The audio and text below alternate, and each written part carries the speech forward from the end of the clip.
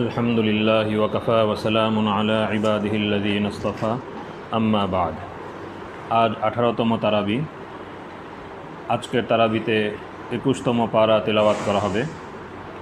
এই অংশে সূরা আনকাবুতের শেষ অংশ, সূরাতুর রুম, সূরা লুকমান এবং সূরা আহজাবের কিছু অংশ রয়েছে। সূরা আনকাবুতের শেষ যে অংশ আজকের তারাবির তেলাওয়াতে আমরা শুনতে পাব, তার মধ্যে 21তম পারার প্রথম আয়াতটি অর্থাৎ সূরা আনকাবুতের 45 নম্বর আয়াত হলো সেই বিখ্যাত আয়াত, যে আয়াতে কোরআনে কারীমের তেলাওয়াত এবং ইকামতে সলাতের আদেশ করা হয়েছে। ইরশাদ হয়েছে, উতলু মা উহিয়া ইলাইকা মিনাল কিতাবি ওয়া আকিমিস সালাহ ইন্না সলাতা তানহা আনিল ফাহশাই ওয়াল মুনকার ওয়া লাযিকরুল্লাহি আকবার আল্লাহু ইয়ালামু মা তাসনাউন। হে নবী সাল্লাল্লাহু আলাইহি ওয়াসাল্লাম, ওয়াহির মাধ্যমে আপনার প্রতি যে কিতাব নাজিল করা হয়েছে তা তিলাওয়াত করুন ও নামাজ কায়েম করুন। নিশ্চয়ই নামাজ অশ্লীল ও অন্যায় কাজ থেকে বিরত রাখে, আর আল্লাহর জিক্রি তো সর্বাপেক্ষা বড় জিনিস। তোমরা যা কিছু করো আল্লাহ তা জানেন। তো নামাজ সব রকমের অশ্লীল ও অন্যায় কাজ থেকে বিরত রাখে। এর অর্থ হলো, একে তো নামাজ মানুষকে অন্যায় অশ্লীল কাজ বর্জনের আদেশ করে। নামাজের মধ্যে এই বার্তা আছে যে বান্দা যেন আল্লাহ পাকের পূর্ণ ফরমাবরদার হয়ে যায় এবং সে যেন আল্লাহ পাকের নাফরমানিকে বর্জন করে। দ্বিতীয় বিষয় হলো যে বাস্তবেও নামাজ যদি হক আদায় করা হয়, তাহলে এই নামাজ অন্যায় অশ্লীল কাজ থেকে মানুষকে বিরত রাখে। মানুষ যখন নামাজে সর্বপ্রথম তাকবীর বলে আল্লাহু আকবার, তো এর মাধ্যমে সে আল্লাহ তাআলার মহত্ব ও বড়ত্ব ঘোষণা করে। তার মানে সে আল্লাহ তাআলার হুকুমকে সব কিছুর উপরে বলে বিশ্বাস করছে। এর বিপরীতে কারো কোনো কথাকে সে ভ্রুক্ষেপযোগ্য মনে করছে না। তারপর প্রতি রাকাতে আল্লাহ তাআলার সামনে স্বীকার করে যে, হে আল্লাহ, আমি আপনারই বন্দেগী করি এবং আপনারই কাছে সাহায্য চাই। এভাবে জীবনের সকল ক্ষেত্রে আল্লাহ তাআলার অনুগত হয়ে চলার ওয়াদা করছে। সুতরাং যে পূর্ণ ধ্যানের সাথে নামাজ পড়ে, তার অন্তরে কোনো গুনাহের প্রতি ঝোঁক দেখা দিলে তখন অবশ্যই তার সেই ওয়াদার কথা মনে পড়বে। ফলে সে সচকিত হয়ে যাবে এবং সে আর গুনাহের দিকে অগ্রসর হবে না।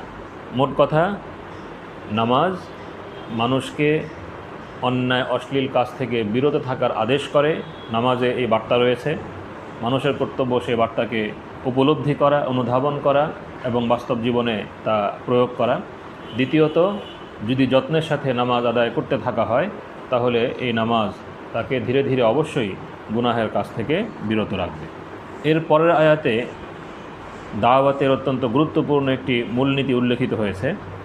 ইরশাদ হয়েছে, ওয়ালা তুজাদিলু আহলাল কিতাব ইল্লা বিল্লাতি হিয়া আহসান ইল্লাল্লাযীনা যালামু মিনহুম ওয়াকুলু আমান্না বিল্লাযী উনজিলা ইলাইনা ওয়া উনজিলা ইলাইকুম ওয়া ইলাহুনা ওয়া ইলাহুকুম ওয়াহিদুন ওয়া নাহনু লাহু মুসলিমুন। হে মুসলিমগণ, কিতাবীদের সাথে উত্তম পন্থা ছাড়া বিতর্ক করবে না, তবে তাদের মধ্যে যারা সীমালঙ্ঘন করে তাদের কথা আলাদা। এবং তাদেরকে বলো, আমরা ঈমান এনেছি সেই কিতাবের প্রতি যা আমাদের উপর নাজিল করা হয়েছে, এবং যে কিতাব তোমাদের উপর নাজিল করা হয়েছে তার প্রতিও। আমাদের মাবুদ ও তোমাদের মাবুদ একই, আমরা তারই আনুগত্যকারী। তো সাধারণভাবে ইসলামী দাওয়াতের নিয়ম হলো যে সর্বত্রই মার্জিত ভদ্রজনচিত ভাষায় তা পেশ করা, কিন্তু এই আয়াতে বিশেষভাবে আহলে কিতাব তথা ইহুদি ও খ্রিস্টানদেরকে দাওয়াত দেওয়ার সময় এদিকে লক্ষ্য রাখার তাকিদ করা হয়েছে। কেননা তারা যেহেতু আসমানি কিতাবে বিশ্বাস রাখে, তাই পৌত্তলিকদের তুলনায় তারা মুসলমানদের বেশি নিকটবর্তী। অবশ্য তাদের পক্ষ থেকে সীমালঙ্ঘন করা হলে তখন তুরুক জবাব দেওয়ারও অনুমতি রয়েছে। এরপরের আয়াতগুলোতে মক্কার মুসলমানদের বিভিন্ন দিক নির্দেশনা দেওয়া হয়েছে। তারা যেন সবর করেন এবং হিজরত করেন, এবং হিজরতের পথে যে সকল চিন্তা অন্তরায় হতে পারত সে সকল চিন্তাকে সংশোধন করা হয়েছে। একই সাথে মক্কার মুশরিকদের বিভিন্ন আপত্তি, তাদের বিভিন্ন অপযুক্তির খণ্ডনও করা হয়েছে। 64 নম্বর আয়াতে ইরশাদ হয়েছে, ওমা হাযিহিল হায়াতুদ দুনিয়া ইল্লা লাহবুন ওয়া লাইব ওয়া ইন্নাদ দারাল আখিরাতা লাহিয়াল হায়াওয়ান লাউ কানু ইয়ালামুন। এই পার্থিব জীবন খেলাধুলা ছাড়া কিছুই নয়, বস্তুত আখিরাতের জীবনই প্রকৃত জীবন, যদি তারা জানত। তো খেলাধুলা যেমন কোনো স্থায়ী জিনিস নয়, বরং ক্ষণিকের আনন্দের বিষয়। কিছুক্ষণ খেলাধুলা চলার পর একসময় সব ফুর্তি শেষ হয়ে যায়। দুনিয়ার জীবনটাও এরকমই। এর কোনো সুখ ও কোনো আনন্দই স্থায়ী নয়, সবই অতি ক্ষণস্থায়ী, কিছুকাল পর সব খতম হয়ে যায়। পক্ষান্তরে আখিরাতের জীবন স্থায়ী ও অনিঃশেষ, তাই তার আনন্দ ও নিয়ামত চিরস্থায়ী, তার বসন্ত সদা অম্লান। সুতরাং প্রকৃত জীবন শুধু আখিরাতের জীবন। সূরার শেষে এমন একটি কথা ইরশাদ করা হয়েছে যা কিয়ামত পর্যন্ত সকল মুসলমানের জন্য জীবনের সকল ক্ষেত্রে এক আলোকবর্তিকা। 69 নম্বর আয়াত আল্লাহ তাআলা ইরশাদ করেন, ওয়াল্লাযীনা জাহাদু ফীনা লানাহদিয়ান্নাহুম সুবুলানা ওয়া ইন্নাল্লাহা লামাআল মুহসিনিন। যারা আমার উদ্দেশ্যে প্রচেষ্টা চালায়, আমি তাদেরকে অবশ্যই আমার পথে উপনীত করব। নিশ্চয় আল্লাহ সৎকর্মশীলদের সঙ্গে আছেন। অর্থাৎ যারা নিজেরা দ্বীনের উপর চলে ও অন্যকেও চালানোর চেষ্টা করে, তাদের জন্য এটা এক মহা সুসংবাদ। আল্লাহ তাআলার ওয়াদা হলো, যারা দ্বীনের পথে চেষ্টারত থাকবে এবং কখনো হতাশ হয়ে পিছিয়ে যাবে না, তিনি অবশ্যই তাদেরকে তাদের লক্ষ্যস্থলে পৌঁছাবেন। সুতরাং পথের কষ্টক্লেশের কাছে হার না মেনে প্রতিটি বাঁক থেকে নতুন উদ্যম ও প্রত্যেক সংকট থেকে নতুন হিম্মতের রসদ নিয়ে অগ্রযাত্রা অব্যাহত রাখা চাই, এবং তা মানুষের ব্যক্তিজীবন, মানুষের সামষ্টিক জীবন, পারিবারিক জীবন, সামাজিক জীবন, সর্বক্ষেত্রে মানুষের নিজের ইসলাহ সংশোধন, নিজের দ্বীনি তাকওয়া, নিজের দ্বীনি তারাক্কি, পরিবার পরিজনের দ্বীনি তারাক্কি, দ্বীনি উন্নয়ন, এই সব কিছুর ক্ষেত্রেই মুজাহাদা অব্যাহত রাখতে হবে। তাহলে আল্লাহ রাব্বুল আলমিনের মদদ এবং নুসরত শামিলে হাল হবে। আল্লাহ তাআলা আমাদের সকলকে এর তৌফিক দান করুন। দ্বিতীয় সূরা, সূরাতুর রুম। এই সূরাটির একটি বিশেষ ঐতিহাসিক প্রেক্ষাপট আছে। নবী সাল্লাল্লাহু আলাইহি ওয়াসাল্লাম যে আল্লাহ তাআলার সত্য রসুল এবং কোরআন মজিদ যে আল্লাহ তাআলার সত্য কালাম, এর সপক্ষে এই সূরায় এক অনিবার্য প্রমাণ সরবরাহ করে। নবী সাল্লাল্লাহু আলাইহি ওয়াসাল্লাম যখন নবুয়ত লাভ করেন, তখন দুটি বিরাট শক্তি পৃথিবী শাসন করত। একদিকে ছিল ইরানি শাসন, এর শাসককে বলা হতো কিসরা। কিসরা ও তার ইরানি প্রজারা ছিল অগ্নিপূজক। দ্বিতীয়টি ছিল রোমান সাম্রাজ্য, যা মক্কা মুকাররমার উত্তর ও পশ্চিমাঞ্চলে বিস্তৃত ছিল।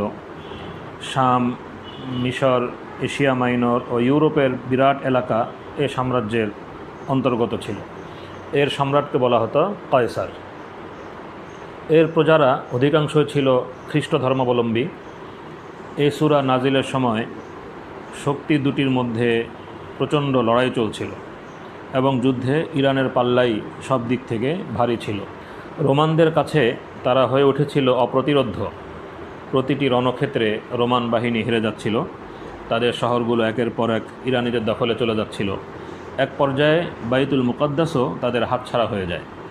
ইরানি সৈন্যরা সেখানে ব্যাপক ধ্বংসলীলা পরিচালিত করে। সেখানে অবস্থিত খ্রিস্টানদের প্রধানতম গির্জাটিও তারা ধ্বংস করে ফেলে। শেষ পর্যন্ত পরিস্থিতি এই দাঁড়ালো যে রোমান সম্রাট হেরাক্লিয়াস কোথায় গিয়ে আশ্রয় নেবে সেই জায়গা খুঁজে পাচ্ছিল না। তো ইরানিরা যেহেতু অগ্নিপূজারী ছিল, তাই মক্কা মুকাররমার পৌত্তলিকেরাও স্বাভাবিকভাবেই তাদের প্রতি সহানুভূতিশীল ছিল। তাই যখনই তাদের কোনো বিজয় সংবাদ মক্কা মুকাররমায় পৌঁছত, তখন মুশরিকেরা উল্লাসে ফেটে পড়ত এবং মুমিনদেরকে বিদ্রূপ করে বলতো, দেখেছো আসমানি কিতাবে যারা বিশ্বাস রাখে সেই খ্রিস্টানেরা কিভাবে ক্রমাগত পরাজয় বরণ করছে। অপরদিকে ইরানি জাতি, যারা কিনা আমাদেরই মতো না কোনো নবী মানে, না কোনো কিতাব, তারা অব্যাহতভাবে জয়লাভ করছে। এখন বুঝে নাও কারা সত্যের উপর আছে। এই প্রেক্ষাপটেই সূরা রুম নাজিল করা হয়। এর শুরুর আয়াতগুলোতে ভবিষ্যৎবাণী করা হয়েছে যে রোমানরা যদিও এখন পরাস্ত হয়েছে, কিন্তু বছর কয়েকের মধ্যেই তারা ইরানিদের বিরুদ্ধে জয়লাভ করবে এবং সেদিন আল্লাহ সাহায্য পেয়ে মুমিনগণও আনন্দিত হবেন।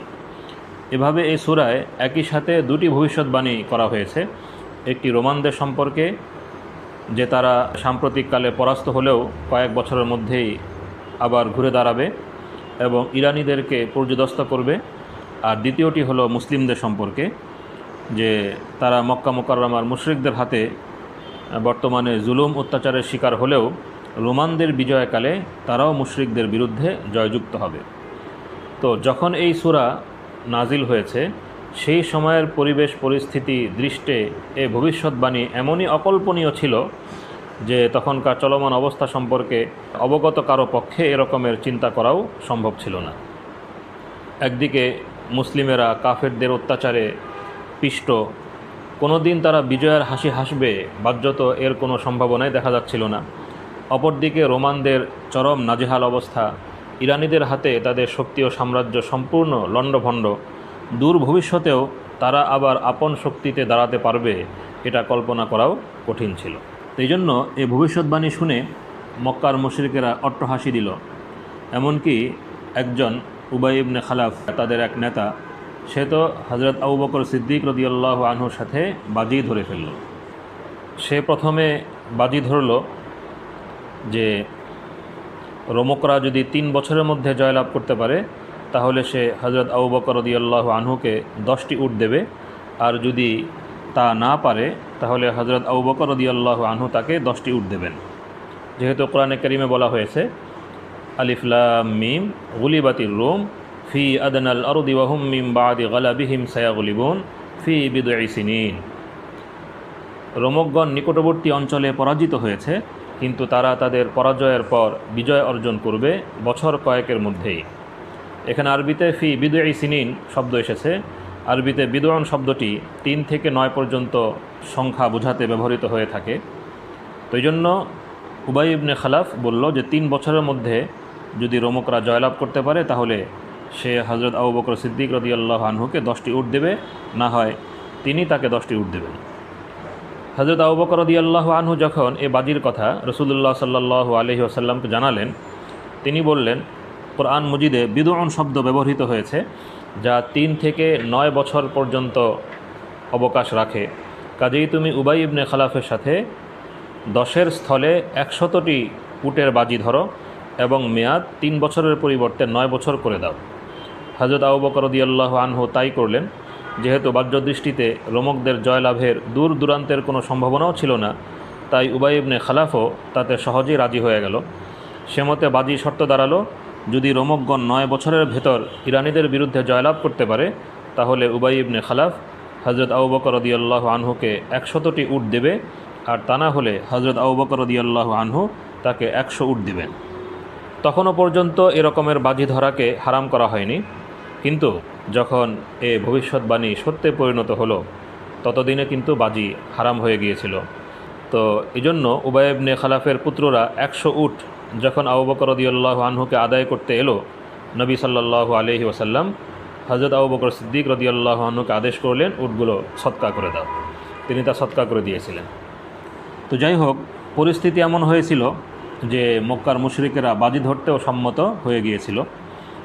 তো এই আয়াত যখন নাজিল হয়, এই আয়াত নাজিল হওয়ার পরও কিন্তু ইরানিদের বিজয় ধারা অব্যাহত ছিল। এমনকি তারা কায়সারের রাজধানী কনস্টান্টিনোপলের দোরগোড়ায় পৌঁছে গিয়েছিল। এর ভিতর কায়সারের পক্ষ হতে যতবারই সন্ধির প্রস্তাব দেওয়া হয়েছে, ইরানিদের পক্ষ থেকে তার উত্তর ছিল একটাই, আমরা হেরাক্লিয়াসের মাথা ছাড়া আর কিছুতেই রাজি নই। অগত্যা হেরাক্লিয়াস তিউনিসে পালিয়ে যাওয়ার পরিকল্পনা করল, কিন্তু ঠিক সেই মুহূর্তে পরিস্থিতির অভাবিতপূর্ব পরিবর্তন ঘটল। কোরআন মজিদের ভবিষ্যৎবাণীর পর মাত্র 7টি বছরই অতিবাহিত হয়েছিল। এ সময় নিরুপায় হেরাক্লিয়াস ইরানি বাহিনীর উপর পিছন দিক থেকে এক মরণপণ হামলা চালায়। কে জানতো সে হামলা যুদ্ধের পরিস্থিতিকে এমনভাবে পাল্টে দেবে। তাতে ইরানি বাহিনীর শোচনীয় পরাজয় ঘটল এবং তার মাধ্যমে কিসরার বিপরীতে শুরু হয়ে গেল কায়সারের বিজয়ের পালা। রোমানদের এই বিজয় সংবাদ চারদিকে বাতাসের মতো ছড়িয়ে পড়ল। তার ঝাপটা এসে লাগলো আরব ভূমিতেও। আরবে যখন এই সংবাদ এসে পৌঁছয় তখন এখানেও ঘটে গেছে সত্য মিথ্যার চূড়ান্ত ফয়সালা। বদরের রণক্ষেত্রে নবী সাল্লাল্লাহু আলাইহি ওয়াসাল্লামের হাতে কুরাইশ কাফেরদের লাঞ্ছনাকর পরাজয় ঘটেছে। সদ্যপ্রাপ্ত এই বিজয়ের আনন্দের ভেতরেই তখন মুমিনগণ রোমানদের বিজয় সংবাদ লাভ করলেন তখন তাদের আনন্দ দ্বিগুণ হয়ে গেল। এভাবে কোরআন প্রদত্ত উভয় ভবিষ্যৎবাণী অক্ষরে অক্ষরে ফলে গিয়েছিল, যদিও এককালে বাহ্যিক অবস্থা দৃষ্টে তা ফলার সুদূর কোনো সম্ভাবনাও দৃষ্টিগোচর হচ্ছিল না। বস্তুত এটা ছিল নবী সাল্লাল্লাহু আলাইহি ওয়াসাল্লাম ও কোরআন মজিদের সত্যতার এক অনিবার্য প্রমাণ। এই সূরার 21 থেকে 26 নম্বর আয়াতে আল্লাহ রাব্বুল আলামিন চারপাশের জগতে ছড়িয়ে থাকা তার কুদরত এবং ওয়াহদানিয়তের কিছু দলিল নিদর্শন হিসেবে উল্লেখ করেছেন। প্রথম দলিল, ওয়ামিন আয়াতিহি আন খালাকাকুম মিন তুরাব সুম্মা ইযা আনতুম বাশারুন তানতাশিরুন। তার কুদরতের একটি নিদর্শন এই যে তিনি তোমাদেরকে মাটি থেকে সৃষ্টি করেছেন, অতঃপর তোমরা দেখতে না দেখতে মানব রূপে ভূমিতে ছড়িয়ে পড়লে। তো মানব সৃজন আল্লাহ রাব্বুল আলামিনের কুদরতের এক বড় দলিল। দ্বিতীয় নিদর্শন, ওয়ামিন আয়াতিহি আন খালাকা লাকুম মিন আনফুসিকুম আজওয়াজা লিতাসকুনু ইলাইহা ওয়া জাআলা বাইনাকুম মাওয়াদ্দাতান ওয়া রাহমা। তার এক নিদর্শন, তিনি তোমাদেরই জন্য তোমাদেরই মধ্য হতে স্ত্রী সৃষ্টি করেছেন যাতে তোমরা তাদের কাছে গিয়ে শান্তি লাভ করো, এবং তিনি তোমাদের পরস্পরের মধ্যে ভালোবাসা ও দয়া সৃষ্টি করেছেন। বিয়ের আগে স্বামী স্ত্রী সাধারণত আলাদা পরিবেশে লালিত পালিত হয়, পরস্পরের মধ্যে কোনো সম্বন্ধ থাকে না, কিন্তু বিবাহের পর তাদের মধ্যে এমন গভীর বন্ধন ও ভালোবাসা গড়ে ওঠে যে তারা অতীত জীবনকে ভুলে গিয়ে সম্পূর্ণরূপে একে অন্যের হয়ে যায়।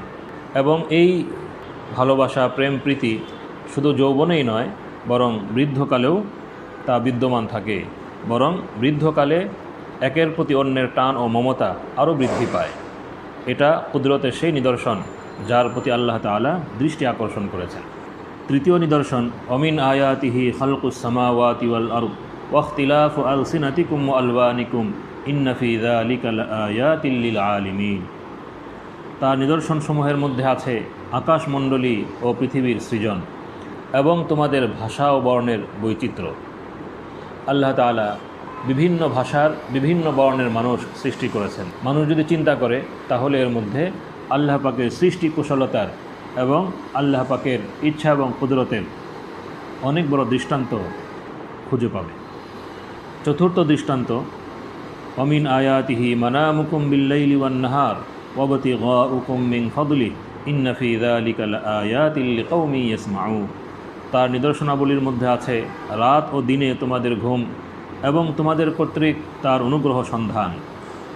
রাতে ঘুমানো আর দিনে আল্লাহ তাআলার অনুগ্রহ সন্ধান করা, অর্থাৎ জীবিকা অন্বেষণ করা, এই যে সাধারণ নিয়ম, এটা আল্লাহ তাআলাই মানব স্বভাবের মধ্যে নিহিত রেখেছেন।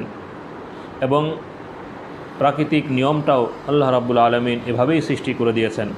দুনিয়ার মানুষ একত্র হয়ে এর জন্য কোনো চুক্তি সম্পাদন করেনি। যদি এটা মানুষের বুদ্ধি বিবেচনার উপর ছেড়ে দেওয়া হতো তবে বিরাট দাঙ্গা হাঙ্গামা সৃষ্টি হতো। কিছু লোক একটা সময় স্থির করে তখন ঘুমাতে চাইতো, আর কিছু লোক ঠিক সেই সময় কাজকর্মে লিপ্ত থেকে তাদের ঘুম নষ্ট করে দিত।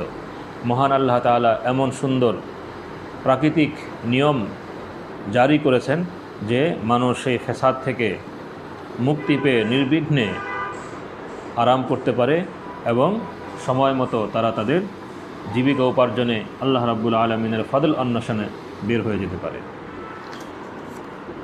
পঞ্চম নিদর্শন, ওমিন আয়াতিহি ইউরিকুমুল বারকা খাওফান ওয়া তামআ ওয়া ইউনাজ্জিলু মিনাস সামাই মাআন ফায়ুহয়ি বিহিল আরদা বা'দা মাউতিহা ইন্না ফি যালিকা লাআয়াতিল লিকাওমিন ইয়াকিলুন। তিনি তোমাদেরকে বিজলি দেখান যা দেখে ভয় ও আশা জাগে, এবং আকাশ থেকে বাড়ি বর্ষণ করেন যা দ্বারা ভূমিকে তার মৃত্যুর পর সঞ্জীবিত করে তোলেন। আল্লাহ তাআলা ভূমির দৃষ্টান্ত পেশ করেছেন যে খরার কারণে ভূমি শুকিয়ে এমন অনুর্বর হয়ে যায় যে তখন তা কোনো কিছুই উৎপন্ন করার ক্ষমতা রাখে না, কিন্তু আল্লাহ তাআলা বৃষ্টিপাতের মাধ্যমে সেই মৃত ভূমিকে আবার জীবন দান করেন, ফলে তা থেকে নানা রকম উদ্ভিদ উদ্গত হয়। ষষ্ঠ নিদর্শন, ওয়ামিন আয়াতিহি আন তাকুমাস সামাউ ওয়াল আরদু বিআমরিহি, যে আকাশ ও পৃথিবী তারই হুকুমে প্রতিষ্ঠিত রয়েছে। আকাশ এবং পৃথিবীর গোটা ব্যবস্থাপনা সম্পর্কে যদি মানুষ চিন্তা করে তাহলে আল্লাহ রাব্বুল আলামিনের কুদরতের, তার ওয়াহদানিয়তের পরিচয় পেয়ে যাবে। ওয়ালাহু মান ফিস সামাওয়াতি ওয়াল আরদ কুল্লুল্লাহু কানিতুন, আকাশমণ্ডলীয় পৃথিবীতে যা কিছু আছে সব তারই মালিকানাধীন, সকলে তারই আজ্ঞাবহ। তো এই বিশ্বজগতে যে সকল নিদর্শন রয়েছে আল্লাহ রাব্বুল আলমিনের সৃষ্টি কুশলতার, তার শক্তিমত্তার, তা আল্লাহ তাআলার একত্বকে প্রমাণ করে। কোনো ব্যক্তি যদি সত্য জানার আগ্রহে ন্যায়নিষ্ঠ মন নিয়ে এসব নিদর্শনের প্রতি দৃষ্টিপাত করে, তাহলে সে নিশ্চিত দেখতে পাবে এর প্রতিটি আল্লাহ তাআলার একত্বের পক্ষে সাক্ষ্য দিচ্ছে। এর প্রত্যেকটি জানান দিচ্ছে যে সত্তা এই মহাবিশ্বকে মহাবিস্ময়কর নিয়ম শৃঙ্খলার সাথে পরিচালনা করছেন, নিজ প্রভুত্বে তার না কোনো অংশীদার আছে আর না তা থাকার কোনো প্রয়োজন আছে। এটা তো কোনো যুক্তির কথা নয় যে যেই মহান সত্তা একা এত বড় জগৎ সৃষ্টি করেছেন, ছোট ছোট কাজ আঞ্জাম দেওয়ার জন্য তার আলাদা শরীকের প্রয়োজন হবে। নাউজুবিল্লাহ। তো এই সূরাতে আল্লাহ রাব্বুল আলমিনের শক্তিমত্তার সুস্পষ্ট নিদর্শনসমূহের প্রতি দৃষ্টি আকর্ষণ করার পর সূরার শেষের দিকে কাফিরদের অবস্থা সম্পর্কে ইরশাদ হয়েছে যে তাদের অবস্থা হলো তারা মৃতের ন্যায়। ইরশাদ হয়েছে, ফাইন্নাকা লা তুসমিউল মাউতা ওয়ালা তুসমিউস সুম্মাদ দুআ ইযা ওয়াল্লাউ মুদবিরিন। হে রাসূল সাল্লাল্লাহু আলাইহি ওয়াসাল্লাম, আপনি তো মৃতদেরকে কোনো কথা শোনাতে পারবেন না এবং বধিরকেও পারবেন না নিজের ডাক শোনাতে যখন তারা পিছন ফিরে চলে যায়। দায়ীর কর্তব্য হলো দাওয়াতের কাজ করতে থাকা, সঠিক পন্থায় দাওয়াতের পয়গাম, ইসলামের পয়গাম মানুষের নিকটে পৌঁছে দেওয়া। আর হেদায়েত তো আল্লাহ তাআলা যাকে চাইবেন তাকেই দান করবেন। শেষ আয়াতে সবর অবলম্বন করার আদেশ দিয়ে আল্লাহ রসুল সাল্লাল্লাহু আলাইহি ওয়াসাল্লামকে নির্দেশনা দেওয়া হয়েছে, ফাসবির ইন্না ওয়াদাল্লাহি হক ওয়ালা ইয়াস্তাখিফান্নাকাল্লাযীনা লা ইউকিনুন। হে রসুল সাল্লাল্লাহু আলাইহি ওয়াসাল্লাম, আপনি সবর অবলম্বন করুন, নিশ্চয়ই আল্লাহর ওয়াদা সত্য। যারা ইয়াকিন করে না তাদের কারণে আপনি যেন কিছুতেই শিথিলতা প্রদর্শন না করেন। আজকের তারাবির তেলাওয়াতের তৃতীয় সূরা হলো সূরা লুকমান। এটি একটি মক্কি সূরা। এই সূরা নবী সাল্লাল্লাহু আলাইহি ওয়াসাল্লামের মক্কি জীবনের সেই প্রেক্ষাপটে নাজিল হয়েছে যখন তার ও কোরআন মজিদের বিরুদ্ধে কাফেরদের শত্রুতা ও প্রচার প্রোপাগান্ডা চরম আকার ধারণ করেছিল। কাফের সর্দারেরা নানা রকমের ছলচাতুরি ও চরমপন্থী কার্যকলাপের মাধ্যমে ইসলামের প্রচার প্রসারকে বাধাগ্রস্ত করার চেষ্টা করছিল। কোরআন মজিদের বলিষ্ঠ বর্ণনা শৈলী যেহেতু মানুষের অন্তরকে গভীরভাবে স্পর্শ করত, তাই কোরআন থেকে ফিরিয়ে রাখার লক্ষ্যে তারা তাদেরকে কিস্সা কাহিনী, কাব্য ও গান বাদ্যে মগ্ন রাখার চেষ্টা করত। সূরার শুরুতেই এই বিষয়টি উল্লেখিত হয়েছে এবং একই সাথে আল্লাহ রাব্বুল আলমিনের কুদরতের এবং ওয়াহদানিয়তের নিদর্শনসমূহের প্রতি এই সূরাতেও দৃষ্টি আকর্ষণ করা হয়েছে। এই বিপুল বিস্তৃত আসমানকে কোনো রকমের দৃশ্যমান স্তম্ভ ছাড়া আল্লাহ পাক সৃষ্টি করেছেন, যার বিস্তৃতির বিশালতা মানুষের পক্ষে কল্পনা করাও সম্ভব নয়। এই ভূমিকে পর্বতমালা এর মাধ্যমে আল্লাহ রাব্বুল আলামিন স্থির রেখেছেন, এর মধ্যে স্থিতি আনয়ন করেছেন এবং আকাশ থেকে বৃষ্টি বর্ষণ করে নানা রকমের ফল ফসল এখান থেকে উৎপন্ন করেছেন। অসংখ্য রকমের বিভিন্ন প্রজাতির প্রাণী আল্লাহ রাব্বুল আলামিন সৃষ্টি করেছেন। জলে এবং স্থলে যত বিচিত্র রকমের প্রাণী রয়েছে, মানুষের পক্ষে তা হিসাব করাও সম্ভব নয়। তো আল্লাহ পাকের এই সৃষ্টির বিভিন্ন নিদর্শনসমূহ সূরা লুকমানেও উল্লেখিত হয়েছে। সূরা লুকমানের একটি গুরুত্বপূর্ণ অংশ হলো লোকমান হাকিম এর উপদেশমালা।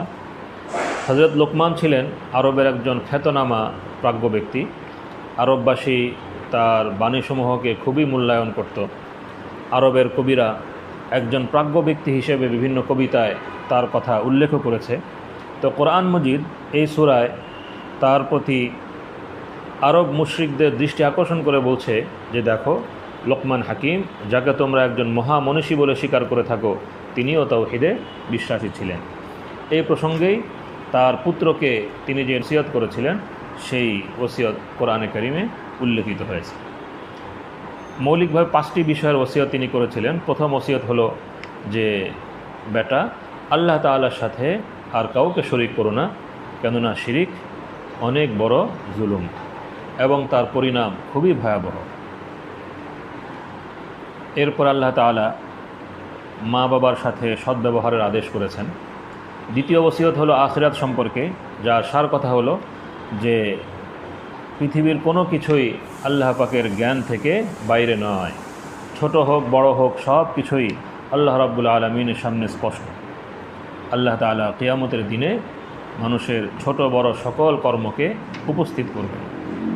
তৃতীয় ওসিয়ত আল্লাহ তাআলার দিকে মুতাওয়াজ্জহ হওয়া এবং আল্লাহ অভিমুখী হওয়ার, যার বিভিন্ন উপায় উল্লেখ করা হয়েছে, যেমন নামাজ আদায়ের মাধ্যমে এবং মানুষকে সকল ভালো কাজে আদেশ করা এবং মন্দ কাজ থেকে নিষেধ করার মাধ্যমে এবং বিপদ আপদ মুসিবতে সবর করার মাধ্যমে আল্লাহ অভিমুখী হওয়া বান্দার কর্তব্য।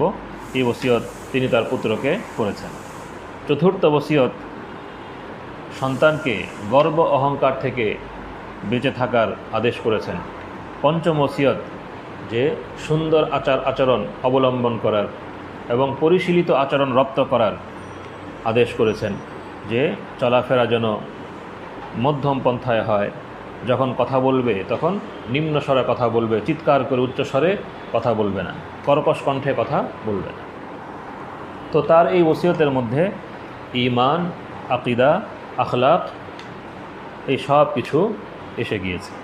মূলত এই অংশটির কারণেই এই সূরার নামকরণ করা হয়েছে সূরা লুকমান। সূরা শেষের দিকে বলা হয়েছে যে 5টি বিষয় এমন যে 5 বিষয়ের জ্ঞান আল্লাহ ছাড়া আর কারো কাছে নেই। কিয়ামত কবে আসবে, বৃষ্টি কোথায় এবং কতটুকু বর্ষিত হবে, মাতৃগর্ভে বাচ্চার বৈশিষ্ট্য কী, মানুষ আগামীকাল কি করবে এবং মৃত্যু কখন কোথায় আসবে, এই সকল বিষয় একমাত্র আল্লাহ তাআলাই জানেন। আজকের তিলাওয়াতের পঞ্চম সূরাটি হলো সূরাতুস সাজদা। এটিও মক্কি সূরা। এই সূরাতে কোরআনে কারীমের মর্যাদা এবং হাক্কানিয়ত বর্ণিত হয়েছে এবং কোরআনে কারীমের হাক্কানিয়ত ও সত্যতার প্রমাণরূপে আল্লাহ রাব্বুল আলামিনের কুদরতের দলিলসমূহ এই সূরাতেও উল্লেখিত হয়েছে। বিশেষ করে মানব সৃষ্টি কিভাবে এক শুক্রবিন্দু থেকে পর্যায়ক্রমে আল্লাহ রাব্বুল আলামিন সুঠামদেহী সুগঠিত পরিপূর্ণ মানব সৃষ্টি করেন, সেই বিবরণও এখানে এসেছে। এই সূরাতে মুমিন এবং মুজরিম, ঈমানদার এবং অপরাধী, এই 2 প্রকারের মানুষের অবস্থা বর্ণিত হয়েছে। যে মুজরিমেরা, অপরাধীরা কিয়ামতের দিন আনত শিরে দাঁড়িয়ে থাকবে, তাদের উপর লাঞ্ছনা ছেয়ে থাকবে এবং তারা কামনা করতে থাকবে যে আহা, যদি আমাদেরকে দুনিয়ায় ফিরিয়ে দেওয়া হতো তাহলে আমরা নেক আমল করতাম। পক্ষান্তরে মুমিনদের অবস্থা এই হবে যে আল্লাহ তাআলা, যারা দুনিয়াতে আল্লাহ তাআলার সামনে বিনীত অবস্থায় দাঁড়াতো, রাতের বেলায় তাদের পাজর তাদের শয্যা থেকে আলাদা থাকত আল্লাহ পাকের বন্দেগীর জন্য, যারা আল্লাহর আযাবকে ভয় করত, আল্লাহর রহমতের প্রত্যাশা করত এবং আল্লাহ তাআলা তাদেরকে যে সম্পদ দান করেছিলেন সেই সম্পদ থেকে আল্লাহ সন্তুষ্টির জন্য খরচ করত, তাদের পরিণাম কি হবে? তাদের সম্পর্কে আল্লাহ রাব্বুল আলামিনের ইরশাদ, ফালা তা'লামু নাফসুম মা উখফিয়া লাহুম মিন কুররাতি আয়ুন জাযাআম বিমা কানু ইয়ামালুন। কোনো ব্যক্তি জানে না এরূপ লোকদের জন্য তাদের কর্মফল স্বরূপ চোখ জোড়ানোর কত কি উপকরণ লুকিয়ে রাখা হয়েছে। অর্থাৎ আল্লাহ তাআলা তাদের জন্য এত নিয়ামত সৃষ্টি করে রেখেছেন যা মানুষের কল্পনারও অতীত। সূরার শেষের দিকে কাফেরদের একটি মন্তব্য উল্লেখ করে তাদেরকে হুঁশিয়ার করা হয়েছে। কাফেররা বলতো যে তোমরা যদি সত্যবাদী হয়ে থাকো তাহলে সেই মীমাংসার দিন কবে? ওয়ায়াকুলুন মাতা হাযাল ফাতহ ইন কুনতুম সাদিকিন।